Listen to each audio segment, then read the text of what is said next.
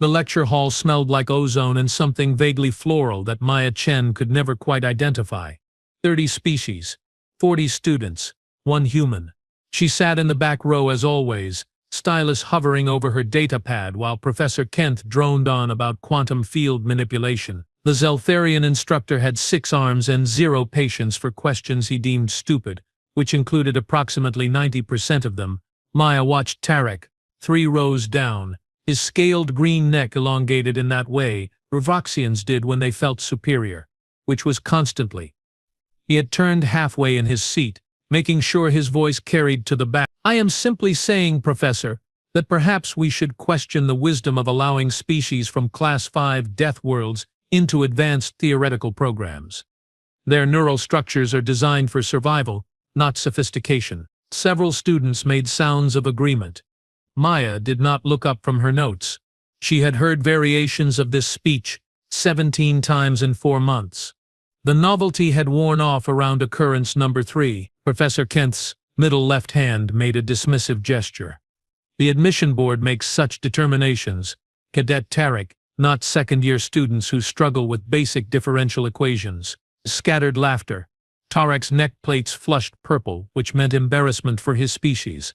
Maya allowed herself the smallest smile. Besides, the professor continued, floating toward the holoboard where complex formulas shimmered. If memory serves, Cadet Chen scored highest on last week's examination.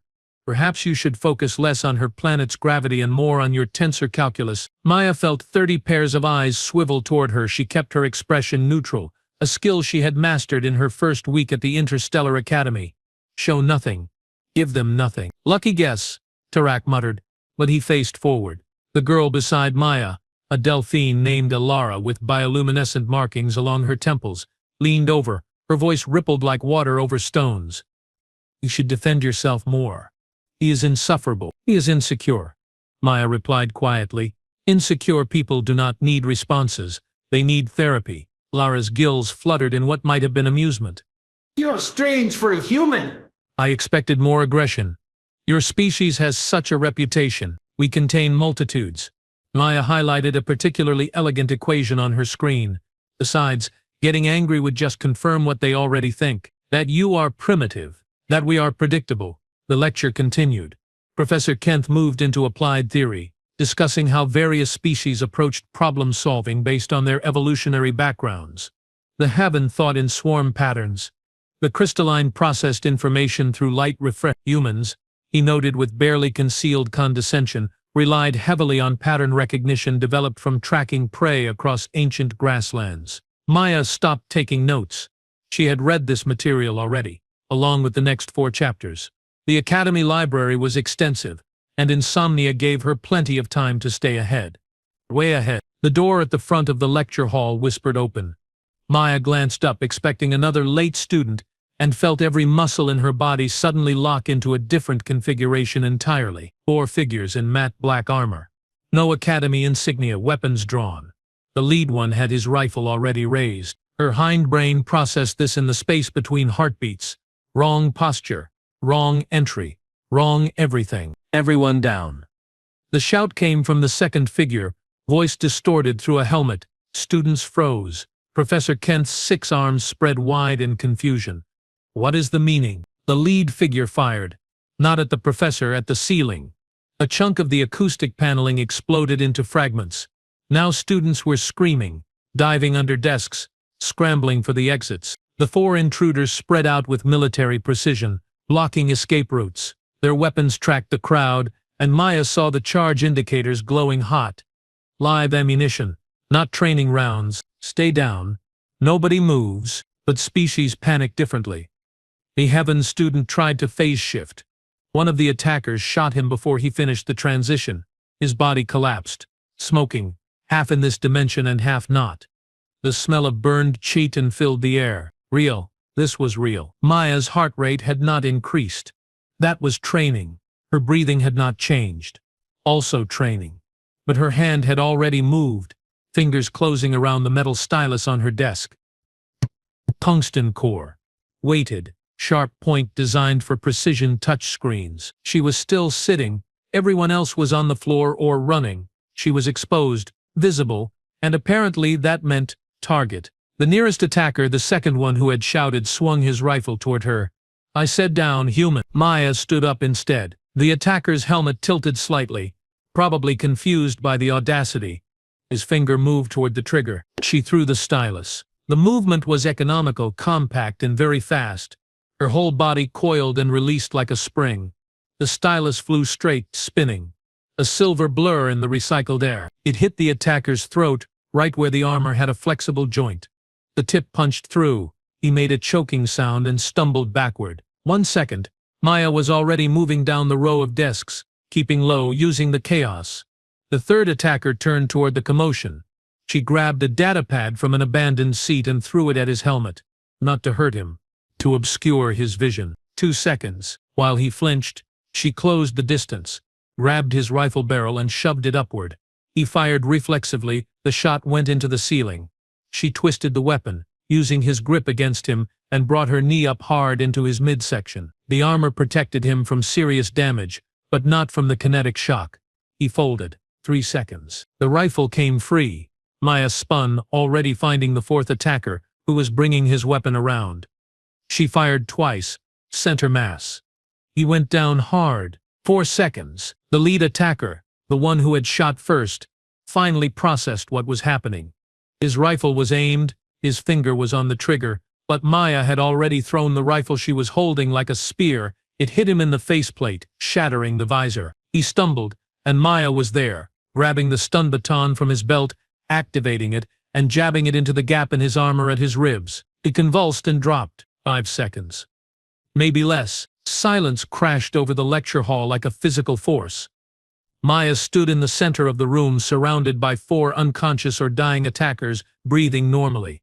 The stun baton hummed in her hand. Every single student was staring.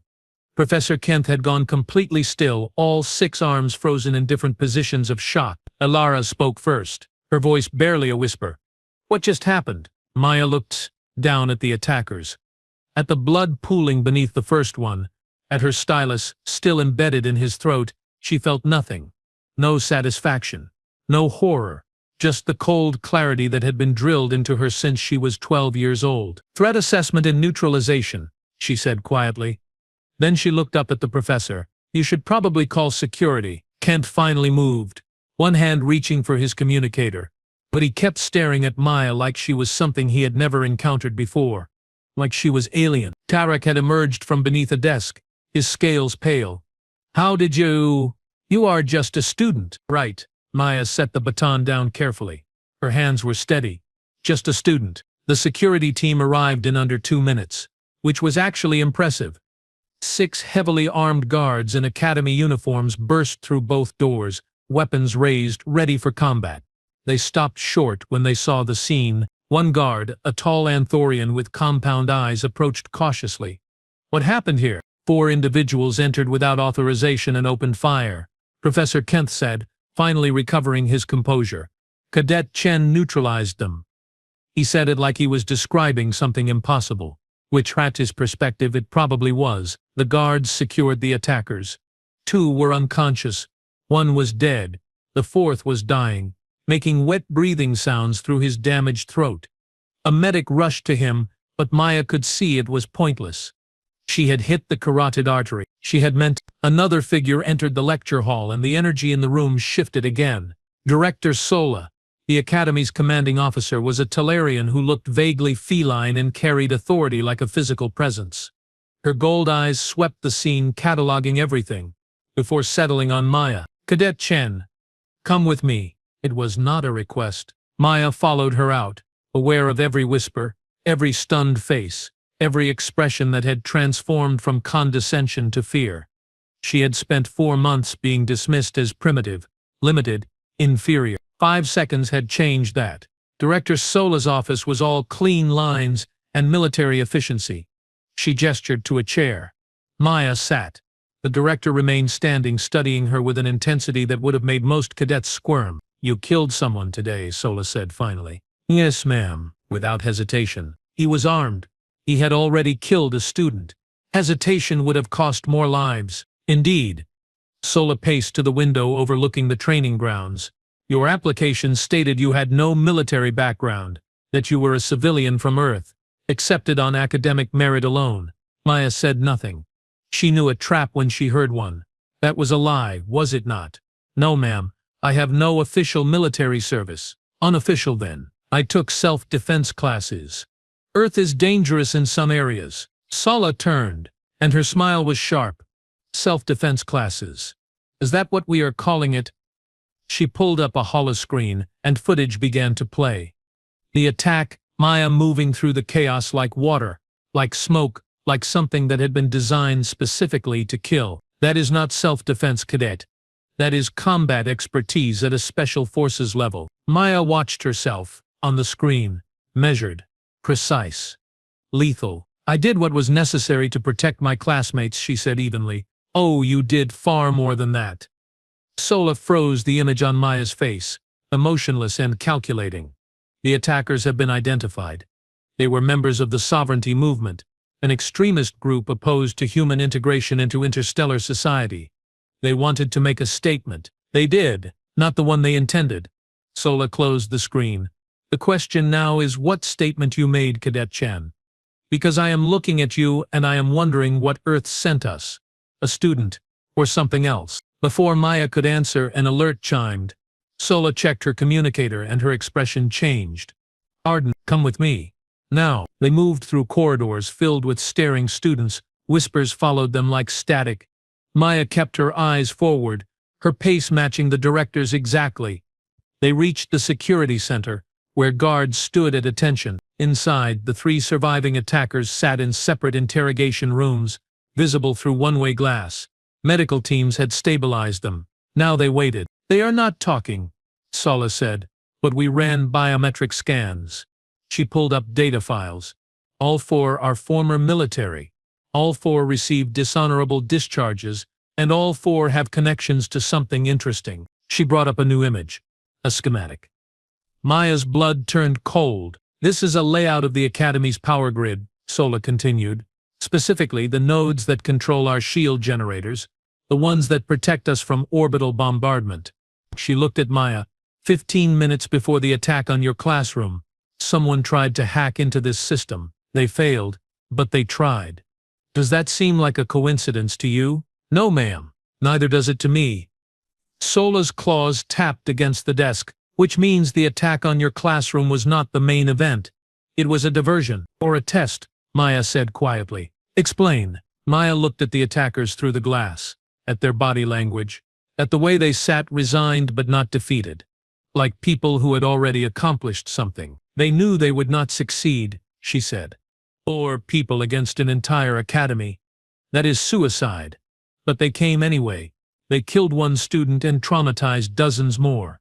They forced a response. She turned to Sola. They wanted to see what that response would be. You, me. Sola was quiet for a long moment. Then she pulled up another file. There have been 3 incidents this semester. Small things. The human students' quarters were vandalized. Another received death threats. Both reported to security. Both dismissed as pranks. I was not informed. You were not the target. But now I wonder if you were always the target. If someone has been escalating, testing defenses, watching responses. Sola met her eyes. Watching you, the implications settled like frost. Maya thought about the past 4 months. The hostility, the dismissals, Tarak's constant needling, all of it could have been natural prejudice, or it could have been cultivation. Pressure applied to see how she would react. There is something else, Sola said. She looked uncomfortable now, which was disturbing. The hack attempt. It came from inside the academy, a student account. Which student? We are still tracing it. But Cadet Chen, until we know who is behind this and why, I am afraid I must place you under protective custody. For your safety and for the investigation. You think I am the leak? Maya kept her voice neutral. I think you are connected to something much larger, and I need to understand what. Sola gestured to the guards. Escort Cadet Chen to the secure wing. Full monitoring. No visitors. Maya stood. She did not resist as the guards moved into position around her, but as they led her toward the door, she looked back at the director. When you find who hacked the system, she said, check their financials, and check where they were 16 months ago.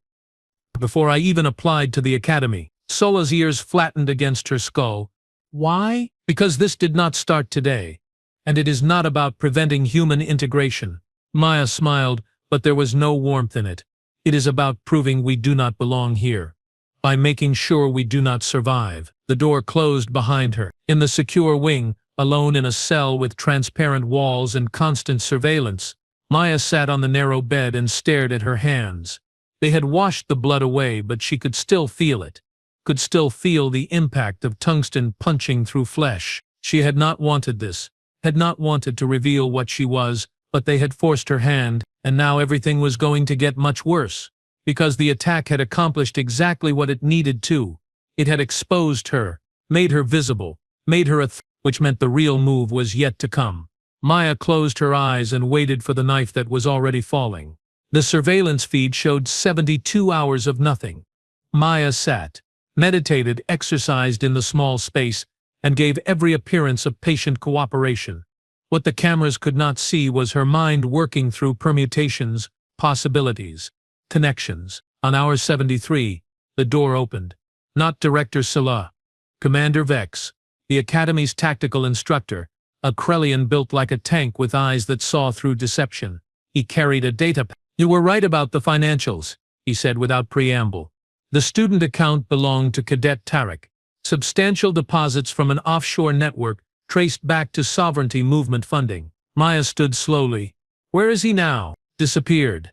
12 hours after you were secured, along with 2 other students, Alara and a human named Jake. That stopped her. Jake and Alara are not conspirators. Then they are hostages. Vex set the datapad on the table between them. This arrived for you. Audio only. We have analyzed it. No tampering. He pressed play. Alara's voice came through, tight with fear. Maya, they say I have to tell you something. They want you to know this was never about stopping humans from joining the Academy. It was about proving you specifically should not be here. A pause. Breathing. They know what you are, what Earth sent, and they are going to broadcast it to the entire Galactic Council. The recording cut to static, then a different voice. Male, controlled. Cadet Chen, or should I say Agent Chen. Yes. We know you are not a student, you are a sleeper operative, sent by Earth's military intelligence to infiltrate the Academy and gather strategic information. The proof is in your performance.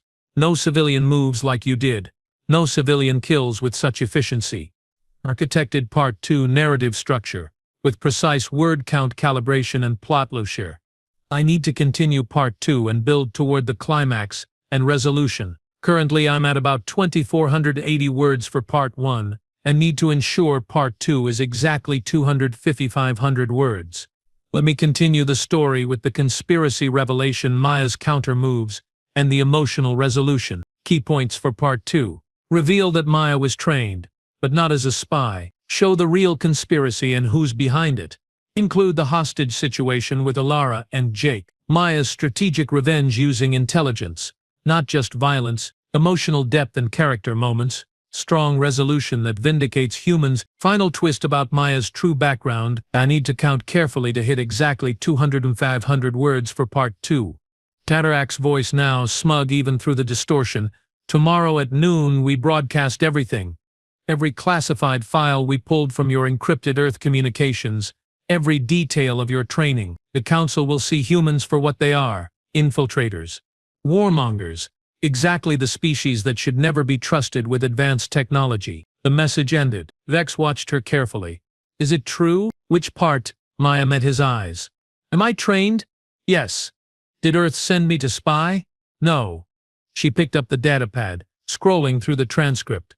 I volunteered for the Academy program because I wanted to learn, but Earth's government required every human applicant to undergo combat conditioning first. Not for espionage, for survival. Because they knew exactly how we would be received. With hostility, with violence. They were right. Maya set the device down. I am not a spy, Commander, but I am prepared. There is a difference. Can you prove it? I can do better. I can prove who the real spy is. Vex's expression shifted. Explain. Maya pulled up the Academy's network on the datapad, her fingers flying across the interface. Tarek had help from someone with high-level access. Someone who could falsify records, manipulate surveillance, and coordinate external contacts without triggering security protocols. Someone who knew about the human conditioning program and could twist that information. You are accusing a faculty member. I am accusing Professor Kent. Vex went very still. That is an extremely serious allegation. And check his communications from the past year. Check his travel records. Check where he was 16 months ago when Earth's human candidates were being selected. Maya turned the screen toward him. I already did.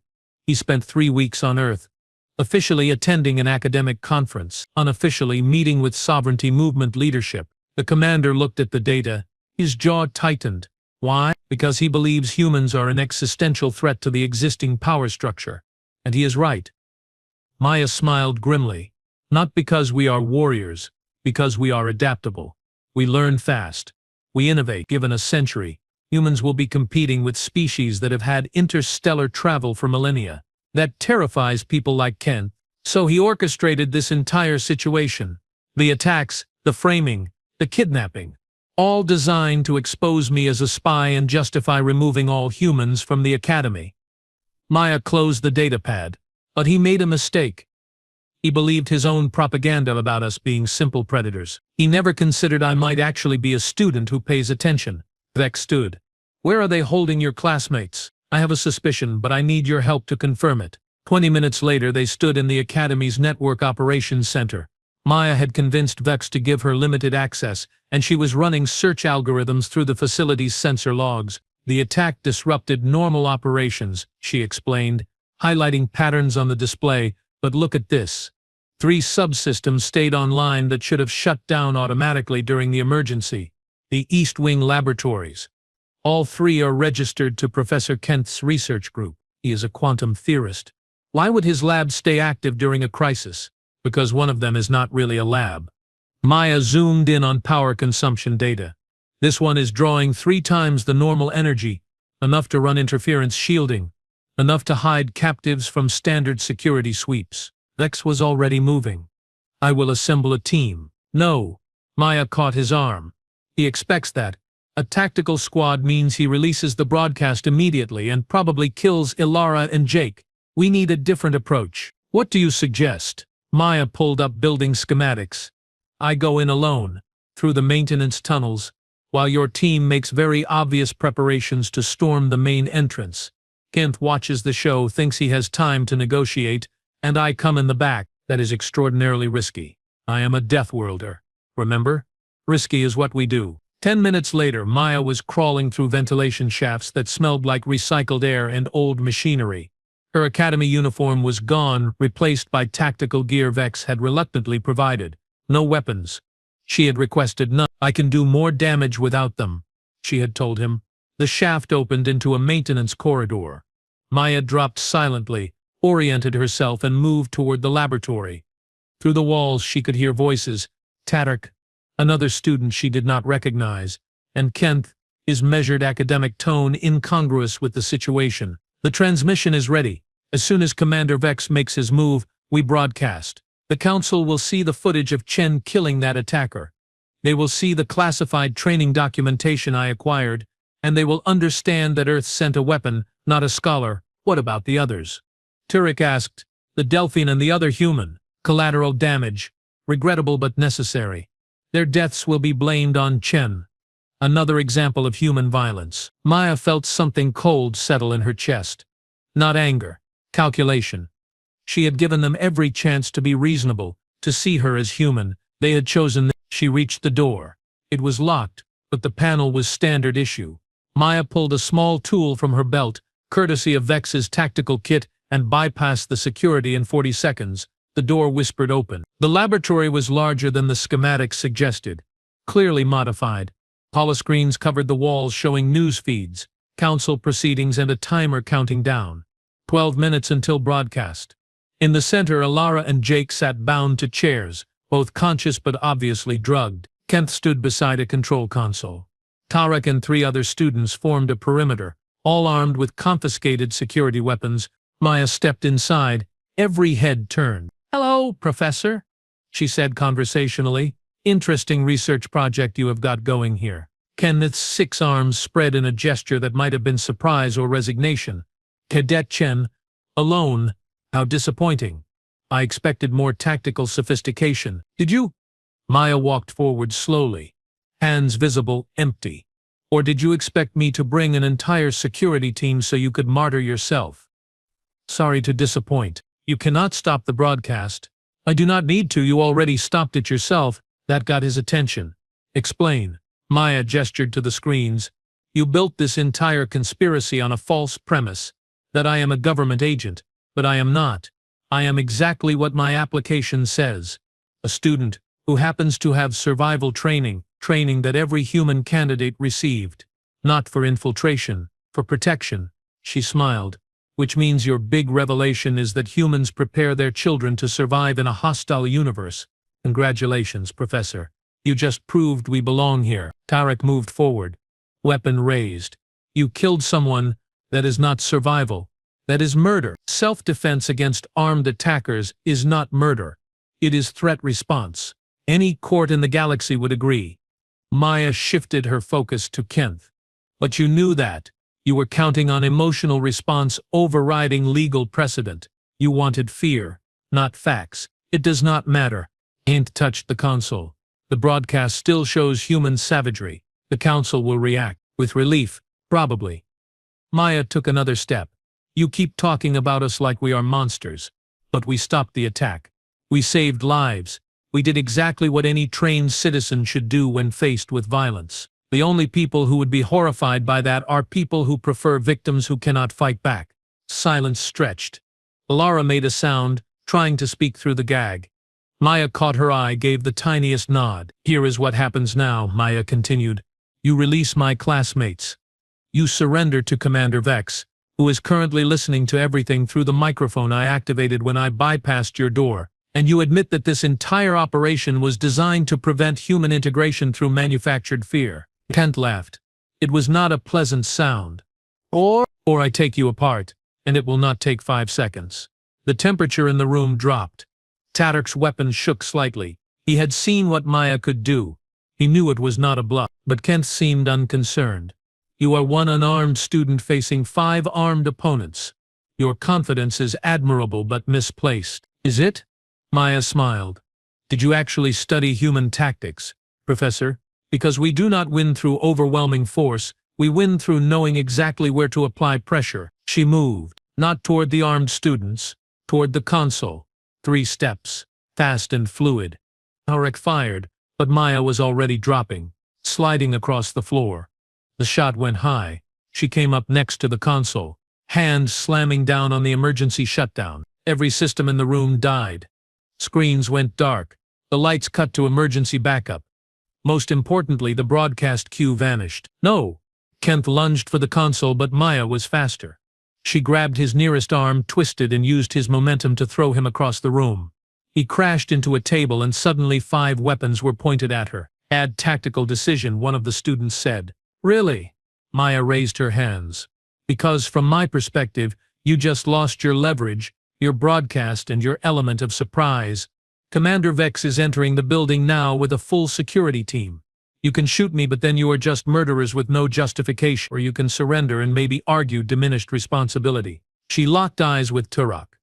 Your choice, but make it fast, because I am guessing you have about 90 seconds before this room is full of very angry soldiers. Tarek wavered, his weapon lowered an inch, 2 inches, the door exploded inward. Vex and 6 guards poured through, weapons trained, shouting commands. The student conspirators dropped their guns immediately, hands up. Only Kent remained defiant, even as guards secured him. This changes nothing. He spat at Maya. You are still what you are. A predator playing at civilization. Maya walked over to him, looked down at his restrained form. You know what the real difference is between humans and most species. We know we are predators, we own it, we channel it. We do not pretend to be evolved beyond violence while planning massacres in secret. She crouched to his eye level. That is not civilization, Professor. That is hypocrisy wearing a lab coat. She stood and moved to Alara and Jake. A medic was already removing their restraints, checking their vitals. Alara grabbed Maya's hand the moment she was free. You came alone, the Delphine whispered. I was never alone. I had a plan, and if the plan failed, Maya squeezed her hand, then I improvised. Humans are good at that too. The aftermath took days to sort through. Tarak and the other students claimed they had been manipulated by Kent, threatened and coerced into participation. Investigations suggested partial truth to that claim, though their prejudices had made them easy targets. Kent himself said nothing during interrogation, but his files told the story. Years of correspondence with extremist groups, carefully cultivated networks designed to undermine human integration. The attack on the classroom had been his magnum opus, a spectacular demonstration that would vindicate his beliefs. Instead, it had proven the opposite. The Galactic Council convened an emergency session. Maya was called to testify. She stood before representatives of 100 species and told them the truth. That yes, humans were trained for survival. That yes, we came from a dangerous world and had learned dangerous skills, and that those skills made us exactly the kind of allies they needed, not the enemies they feared. We do not apologize for being what evolution made us, she concluded, but we do promise to use our capabilities in service of peace, cooperation, and mutual defense. Judge us by our actions, not your assumptions. The council deliberated for 6 hours. When they emerged, the decision was unanimous. Human integration would continue, expanded even with new protections and new opportunities. Director Sola found Maya afterward in the observation deck, watching ships come and go from the Academy's orbital platform. You should be celebrating, the Talarian said. Should I? Maya did not turn from the window. I killed someone, Director. That is not something to celebrate. You saved lives. That is precisely something to celebrate. Both things are true. Sola stood beside her, quiet for a moment. I spoke with Earth's ambassador. They confirmed your story. Every word. They also mentioned something else.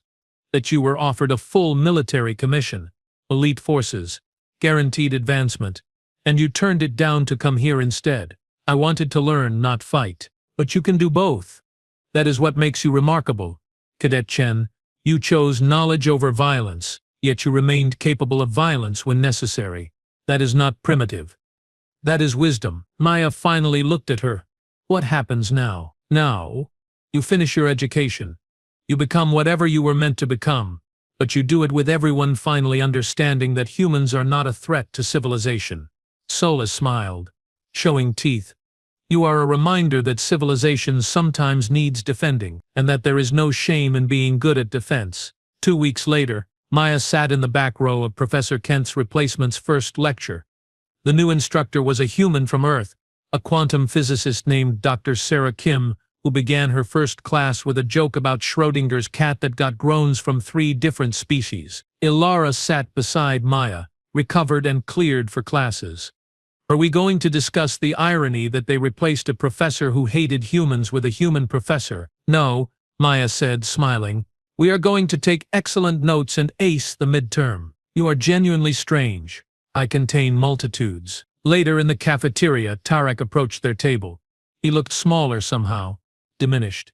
His neck plates were neutral gray. I wanted to apologize, he said quietly. I was wrong about humans. About you.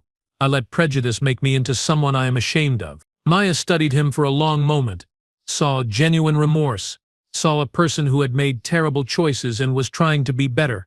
Apology noted, she said finally.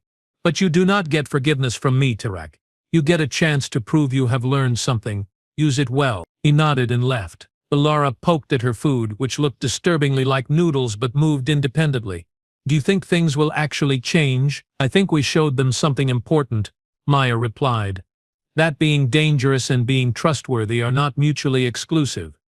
That civilization is not about becoming harmless. It is about choosing not to cause harm unless absolutely necessary. Very philosophical for someone who killed a man with office supplies. Maya laughed. Actually laughed. Fair point. That night, alone in her quarters, Maya pulled up a secure communication channel to Earth. Her mother's face appeared on the screen, older than Maya remembered but smiling. Saw you made quite an impression, her mother said. Did not mean to. Wanted to stay under the radar. Sweetie, you are human. We do not do subtle very well. Her mother's expression softened. But I am proud of you. We all are. You showed them exactly what we can be. What's that? Human. Complicated. capable of terrible things and beautiful things, often in the same 5 seconds. Maya smiled. Thanks, Mom. Finish your degree, come home when you are ready. But Maya, yeah? Next time someone attacks your class, maybe just hit the panic button like a normal student. I will take it under advisement. The call ended. Maya looked out at the stars, at the vast sprawl of the galaxy that humanity was only beginning to explore. Somewhere out there were species who would never accept them. People like Kent, who would fight human integration with everything they had. But there were also people like Alara, like Commander Vex, like Director Sola. People willing to judge humans by actions, not stereotypes. Maya picked up a new stylus from her desk, identical to the one she had thrown. She spun it between her fingers, muscle memory making the movement graceful. Just a pen. Just an ordinary writing implement, until it needed to be something more. She smiled and got back to her homework. 5,000 words on quantum entanglement due tomorrow. No problem. After all, humans were good at tackling impossible challenges. It was what they did best.